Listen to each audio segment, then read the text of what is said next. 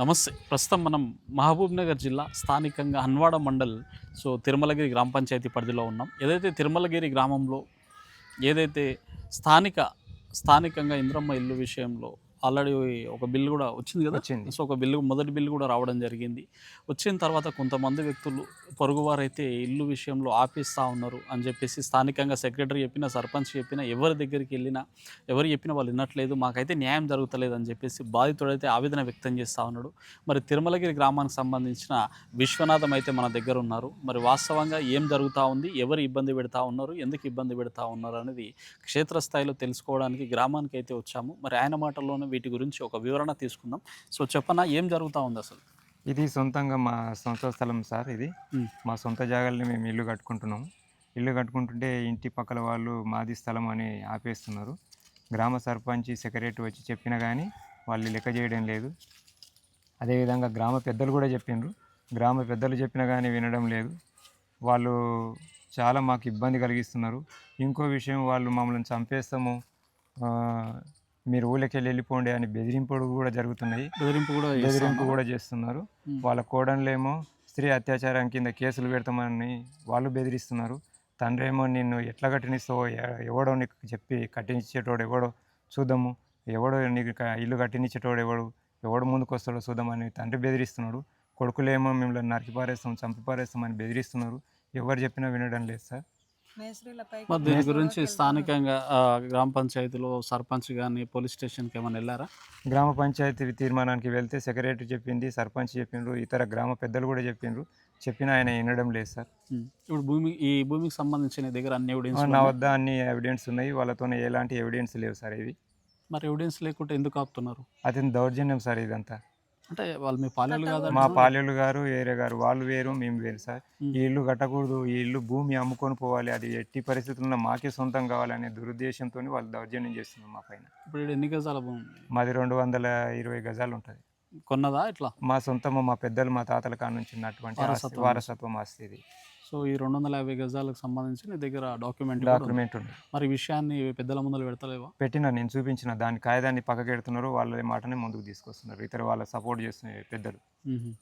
అది ఇప్పుడు మళ్ళీ ఇది ఇందిరమ్మ ఇల్లు వచ్చింది. ఇందిరమ్మ ఇల్లు గవర్నమెంట్ ఇల్లు. మాకు ఇల్లు లేనందుకు గవర్నమెంట్ ఇల్లు శాంక్షన్ చేసిండ్రు.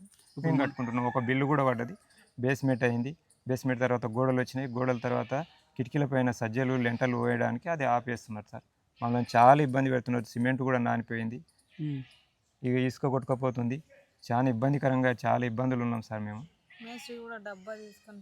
మేస్త్రి డబ్బా పిడి చేస్తే మేస్త్రి డబ్బాను కూడా గుంజేసిండ్రు. వాళ్ళ మీద మీ కేసులు పెడతాము, మీరు ఎవడరా ఇక్కడ కట్టేది అని కూడా వాళ్ళ మీద కూడా దాడి చేసి బెదిరించడం కూడా జరిగింది సార్. మేస్త్రీలు వస్తే వాళ్ళని కూడా బెదిరిస్తున్నారు. ఈ విధంగా నన్ను చాలా ఇబ్బందులు పెడుతున్నారు సార్. చెప్పమ్మా, ఏంది, ఏం బాధ మీద ఇంతకు? ఇల్లు ఆపేస్తున్నారు. వాళ్ళ చాలా దారుణంగా మాట్లాడుతున్నారు. ఆడపిల్లలను కూడా చూడకుండా బూత్ మాటలు మాట్లాడుతూ గలీజ్గా, లంజా, దుడుక అని చాలా గలీజ్గా మాట్లాడుతున్నారు. ఇక ఎవరు అడ్డ వస్తే అసలు మేస్త్రీల పైనకి వాళ్ళ పైకి కూడా దాడికి వెళ్తున్నారు. ఇక ఇల్లు నువ్వు ఎట్లా కడతావు, అసలు నువ్వు చదువుకొని నువ్వేం బీకుతావు అసలుకి అని చాలా గలీజ్గా మాట్లాడుతున్నారు. నువ్వు చదువు అంటే నీకు చదువు ఉంటే నాకు డబ్బు ఉంది, నువ్వేం చేస్తావు అని చాలా గలీజ్గా చదువుని హేళన చేసి మాట్లాడుతున్నారు అని. వెనకాల కొబ్బరి చెట్టు కూడా ఉంది సార్. మొత్తము ఏర్లు మొత్తము బునాది లోపలికి వెళ్ళిపోయినాయి. అవి కొట్టేయాలంటే కూడా కొట్టేస్తలేరు. సర్పంచ్కి చెప్పినా, ఎవరికి చెప్పినా ఇంటలేరు. సో మీరు దీనికి సంబంధించి ఎవరు మిమ్మల్ని తిట్టేటోళ్ళు ఎవరు ఇప్పుడు? అది తొంట నర్సింహులు, వాళ్ళ కోడన్లు, వాళ్ళ కొడుకులు. వాళ్ళ పెద్ద కొడుకు, వాళ్ళ కోడన్లు అయితే చాలా గలీజ్గా మాట్లాడతారు. వాళ్ళు నిన్ను నరికి పడేస్తాం, నజ్జిగి చేసి పడేస్తాం, ఇక నువ్వు బతుకుతావా, నువ్వు ఇల్లు ఎట్లా కడతావు, నువ్వు చూసుకుందామంటే చూసుకుందాం, రాత్రిపూట బెదిరింపు మాటలు అన్నీ చేస్తారు. ఇప్పుడు ఇల్లు కోసం ఇల్లు కొరకే నువ్వు ఇల్లు ఎట్లా కడతావు మా ముందల, నీకు అంత ధైర్యం ఉందా అని ఇట్లా మాట్లాడుకో కట్టుకోవద్దంట. సో భూమికి సంబంధించి అన్ని సాక్ష్యాలు మీ దగ్గర ఉన్నాయి. అయినా సరే కానీ మీ దాంట్లో మీరు ఏదైతే గవర్నమెంట్ నుంచి ఇల్లు వస్తే కూడా దాన్ని ఆపుతున్నారు. మరి ఎక్కడెక్కడ తిరుగుతూ ఉన్నారమ్మా? మరి మేము ఇక కలెక్టర్లో ఇచ్చినాము అప్లికేషన్, ఇంకా ఎంపీటీఓకు, మరి సెక్రటరీకి కూడా ఇచ్చినాము అంతా. ఆర్డీఓ కూడా. సో ఎక్కడ వెళ్ళినా ఏం చెప్తా ఉన్నారు? వాళ్ళు ఇంకా రియాక్షన్ తీసుకోలేదు, మరి ఇక ఏమో తెలియదు. ఇంకా ఉమ్. ఇక్కడైతే వాళ్ళు ఏం పట్టించుకుంటలేరు అసలుకి. ఈ ఊళ్ళ నుంచి ఎలగొడుతారంట మమ్మల్ని. ఎందుకు ఊరు ఊరు అంటే ఈ చుట్టుపక్కల కొంచెం చాడీలు చెప్పేవాళ్ళు చాలా ఎక్కువ ఉన్నారు. ఉమ్. బతుకుతుంటే కొంచెం కండ్లమంట అంటారు చూడు, అట్లా. దానివల్ల మా ఈ కటికోళ్ళ దాంట్లో మేము మా కులంకాడికి మేము ఇద్దరమే ఉన్నాం. ఉమ్. ఇక మా ఇద్దరిని చూసి చాలా దరిద్రంగా, చాలా ఏలనగా ఎట్లా అంటే అట్లా మాట్లాడుతున్నారు మమ్మల్ని. ఇక ఈ తాతలు సంపాదించిన ఆస్తి ఇది, అది మాకు సంబంధించింది కాబట్టి మేము దానిలాడుతున్నాం. వాళ్ళకేం అవసరం? ఇల్లు ఇప్పుడు కూలగొట్టుకొని కడుతున్నారా ఎట్లా ఎంత అంటే ఖాళీ జాగా ఉన్నది, మొత్తం సాఫ్ చేసుకొని కడుతున్నాం. ఇప్పుడు వేరే ఇల్లు ఉందా మీకు ఆ, ఇది కాక? ఉంది కానీ అది రేకులు బుర్రవడం వల్ల మొత్తం కారుతుంది. వర్షాలు. వర్షం పడడం వల్ల మొత్తం కారుతుంది. పనుకోవడానికి ఇబ్బంది. మేమేం ఫ్యామిలీ పెద్దగా ఇబ్బంది కావడం వల్లనే కట్టుకుంటున్నాం. సో ఇదాన్ని కూడా మళ్ళీ అడ్డం వేస్తున్నారు. అడ్డమే వేస్తున్నారు. సో మరి ఇంతకుముందు అంటే ఇప్పుడు ఇల్లుకు సంబంధించి ఎటువంటి పరిస్థితులు ఉండే ఇల్లు రాకముందు మీకు?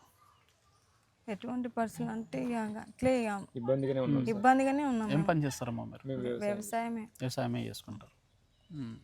మరి ఇంత తిట్లు ఇంత బెదిరింపులు చేస్తే ఎప్పుడు పోలీస్ స్టేషన్కి పోయిరా?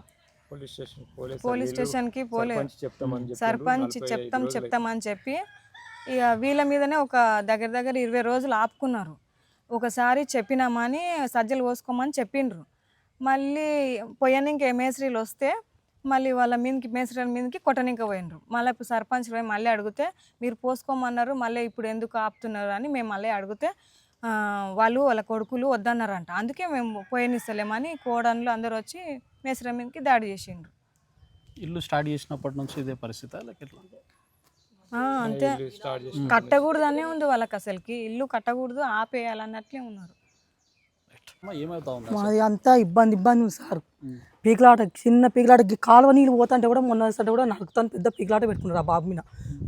సర్పంచ్ దగ్గర పోతే ఏమంటలేడు. బయట నిలబడి వచ్చినా కూడా ఏమనకపోయా. రాండమ్మా ఇంట్లోకి రాండి, మీ బాధ ఏందో తీరుతాను కూడా అనకపోయా. సత్యం ముసలాయం పోయి కాలం మీద పడితే కూడా క్విక్ మనకపోయా సర్పంచ్ కూడా. మీ ఇష్టం మీరు వినరు వాళ్ళు వినరు అంటారు. ఇంత పెద్ద ఇల్లు కట్టుకొని మేము పిల్లర్లు పోసిన తీగలు కట్టుకుంటే కూడా ఆ పిల్లర్లు కూడా జరిపినాం సార్. ముందరికి జరిపి కూడా కట్టుకున్నాం మేము. మంది చెప్తే నీ ఆట ముడలు చెప్తే కూడా ఉన్నాను పటాక ఇంకా నడవని అంటే కూడా జరిపి కట్టుకున్నాక ఇంకా ఉండదా సార్ మనం కట్టుకోనికే కూడా. ఈ దాంట్లకు పోయనికలేదు కదా సార్. కిందికి జరిగితే మనం వద్దనాలి కదా, పైన జరిగితే ఏముంటుంది చెప్పు. ఒక ఆలోచన, మనం కూడా పిల్లర్ పోసి ఇల్లు కట్టుకుంటాం కదా, ఇన్ని లక్షలు పెట్టి కట్టుకుంటే ఇంత ఇబ్బంది పెడితే ఆ బేస్మెంట్కి మన్ను పోసిన పని దినాల దగ్గర పీకులాటనే కిరికిరే గొడవలే అవుతాయి.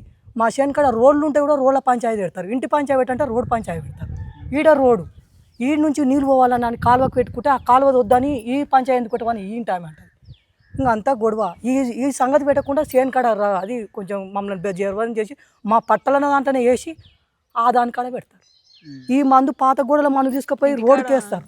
రోడ్డుకి వేస్తే వీళ్ళు పోయి అడుగుతారా, కేసులు పెడతారు. ఏం చేయాలో చెప్పు. మా పరిస్థితి అంతా ఇట్లా ఉండమంటే ఉండం సార్. ఇంకా అంతే. ఇంకా బెదిరింపులు అంటే ఇంకా పెడతానే ఉంటారు. మనం పోయినప్పుడల్లా అందరినీ ఇబ్బంది. ఈ ఊళ్ళో చేత కాదని వేరే వారితో కూడా చేతనైన వాళ్ళ దగ్గర కూడా బెదిరింపులు పెట్టిండ్రు. మా పిల్లల సహా పెట్టిండ్రు. ఇంకా గట్లనే ఉండం. 3 నెలలు తాగకుండా 6 నెలలు బతకకుండా మాకు చాలా ఇబ్బంది ఉంది. ఏం చేస్తాం? మరి ఇంత ఇబ్బంది ఉంటే ఎప్పుడు పోలీస్ స్టేషన్ కంప్లైంట్ ఇచ్చినాం. ఇస్తే వాళ్ళు వీళ్ళు లంచం కొట్టడం సార్ మస్తు చూసినాం. ఈ బీస్మెంట్ ముగ్గేసినాక మామూలు బీస్మెంట్ ముగ్గేసినాక కూడా గీడనే జామ చెట్టు తెచ్చేసి నేను గునిస్తే కూడా నలుగురం పోయి కూడా అప్లికేషన్ పెడితే కూడా పైసలు కట్టి వచ్చారు. సర్పంచ్ ఉన్నాను పట్టండి చనాతం పోనానే అని మా అన్నవారం చూసి ఈ పని చేస్తున్నారు. సర్పంచ్